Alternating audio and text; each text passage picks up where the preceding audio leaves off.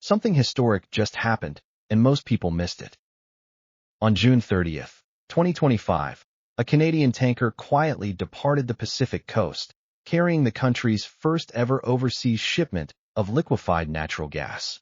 For the first time in history, Canadian energy wasn't headed south to the U.S. It was going west, across the ocean to Asia.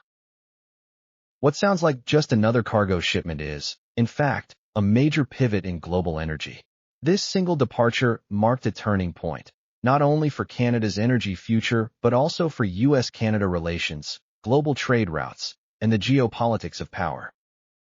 If you've ever wondered how energy shapes the world, and how a country like Canada could go from playing backup to becoming a central energy player, this story is your answer. And if you're finding this content insightful, hit that like button and share it with a friend who needs to understand the future of global energy.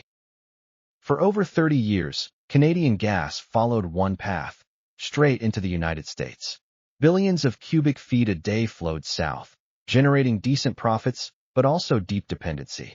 In 2024 alone, $8 billion worth of Canadian natural gas headed across the border. But relying so heavily on one trading partner? That's always risky. In March 2025, Washington imposed a sweeping 25% tariff on Canadian imports, and energy wasn't spared. Suddenly, Canadian producers were at a major disadvantage, forced to compete at inflated prices. Long-term contracts were shaken. Trust in stable trade evaporated. That's when the tide began to turn. Enter LNG Canada, a $40 billion project based in Kitimat, British Columbia. This cutting-edge terminal chills natural gas to minus 165 degrees Celsius, turning it into a liquid that takes up 600 times less space, ready for long-haul ocean shipping. No more pipelines to the U.S., just direct access to booming Asian markets. When the Gaslaw Glasgow departed with 2.66 million tons of LNG, it wasn't just carrying fuel, it was carrying a message. Canada was ready to compete globally. Thanks to Kitimat's Pacific location, Canadian shipments reach Asia in just 10 days, compared to 20 if routed through the Panama Canal. That's faster, cheaper, and far more resilient. The timing couldn't be better. Japan, South Korea, and China are racing to boost their LNG imports, looking for cleaner, more secure alternatives to coal and oil. Japan alone plans to add 20 million tons of LNG capacity annually. South Korea is expanding storage. And China? It's locking in supply contracts with whoever can deliver consistently. And now, Canada is on their radar, not just as a seller, but as a trusted partner. No more price control from U.S. benchmarks. No more vulnerability to tariffs. Canada is entering the global energy arena on its own terms. This shift isn't just about money, it's about power. By detaching from U.S. pipelines and opening maritime routes to Asia, Canada has achieved something rare: market independence. It now holds pricing power and flexibility in a world where energy equals leverage.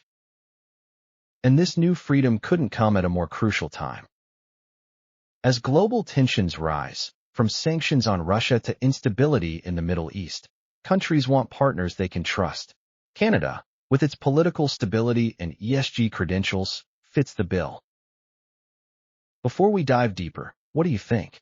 Is Canada ready to play big in global energy markets? Or is this just a short-lived win? Leave your thoughts in the comments. We read every one, and your insight fuels this conversation. This project isn't just a win for energy companies. It's a blueprint for inclusive growth. Over 50,000 jobs were created during LNG Canada's construction.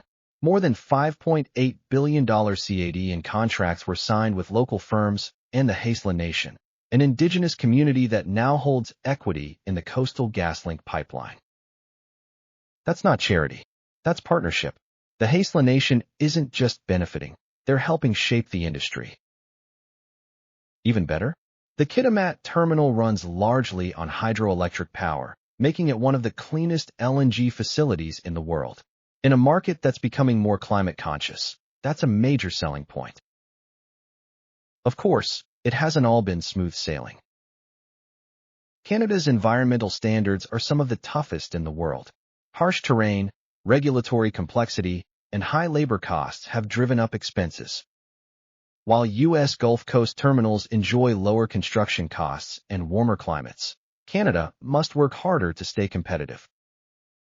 To help ease the burden, British Columbia introduced targeted tax incentives, carbon and sales tax cuts designed to attract investors. But this also sparked debate. Should taxpayers subsidize massive energy projects? And can Canada continue to expand without compromising its climate goals? LNG Canada plans to double its output by 2030, aiming to rank among the world's top 5 LNG exporters.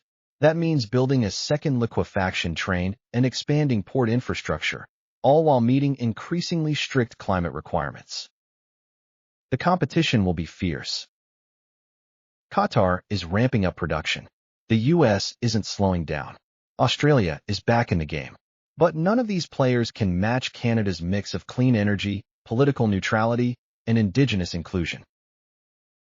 That's not just a differentiator, it's a strategy. In today's world, companies and countries are judged not just on what they sell, but how they sell it. Canada's environmental leadership and transparent governance give it a serious edge. From low-emission production to equity sharing with First Nations, Canada is setting a global standard for responsible energy development. And buyers are paying attention. As net-zero deadlines loom, countries and corporations are looking for LNG with the lowest possible carbon footprint. Canada's product fits the bill, and then some. Canada isn't stopping at clean LNG. The next phase includes major investments in carbon capture, leak detection systems, and partnerships with tech firms and universities to push emission reduction even further. This isn't about today's buyers. It's about staying relevant in 2035 and beyond. In an era of energy volatility, war in Eastern Europe, sanctions on Russia, trade uncertainty with the U.S., countries are desperate for stability. That makes Canada a valuable partner. But to stay on top, Canada must streamline permitting, speed up environmental assessments, and coordinate policy at the federal and provincial levels. The world doesn't wait, and neither will the competition. So, what did that first LNG shipment from Canada really mean? It meant freedom. It meant leadership, and it meant that the days of Canada being a junior partner in North American energy are over. Canada has staked a claim, not just in natural gas, but in how energy should be developed, exported, and shared in a 21st century world that values responsibility as much as reliability. The next few years will be critical, but if early signs are any indication, Canada is more than ready to lead, not by shouting, but by showing. And if that's a future you want to follow, be sure to like this video, subscribe to the channel, and ring the notification bell so you don't miss what's coming next. Thanks for watching, and we'll see you in the next one.